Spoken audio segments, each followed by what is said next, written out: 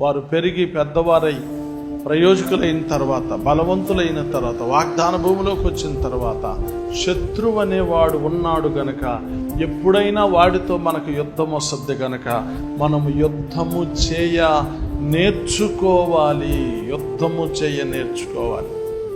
శత్రువు అనేవాడు లేకపోతే యుద్ధంతో పని ఉండేది కాదు. కాబట్టి శత్రువు ఉన్నాడు, మనం యుద్ధం అవసరమైతే చేయాల్సి వస్తుంది కనుక మనం రెడీ అవ్వాలి. ఎప్పుడు సిద్ధంగా ఉండాలి. ఎల్లప్పుడూ కూడా మనం ఎలా ఉండాలి? సిద్ధంగా ఉండాలి. జరుగుద్దా? చెప్పాలి ఒకసారి. దేవుని బిడ్డలకి యుద్ధాలు జరుగుతాయా?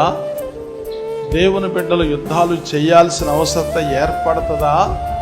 ఏర్పడుతుంది. ఎందుకోసం అంటే దేవుని వాక్యంలో యోబు గ్రంథం చెప్తుంది, భూమి మీద నరుల కాలము యుద్ధ కాలము వంటిది కాదా అన్నారు. పోరాటం ఖచ్చితంగా ఉంటుంది. నాకేమి యుద్ధం అక్కర్లేదు, నేను ఎవరితో యుద్ధం చేయను, ఎలాగూ యుద్ధం చేయను, నేను ప్రశాంతంగా కడుపులో నీళ్ళు కదలకోకుండా కూర్చుంటాను అని విశ్వాసి అనుకుంటే అతడు చచ్చినటువంటి వాడు అవుతాడు. లేకపోతే సాతాను చేతిలో ఆడు పొదిగిట్లో పడుకున్నవాడు అవుతాడు. విశ్వాసిగా బ్రతకాలి అంటే ఖచ్చితంగా అతనికి ఏముంటుంది చెప్పండి ఒకసారి. యుద్ధం ఏముంటుంది చెప్పండి?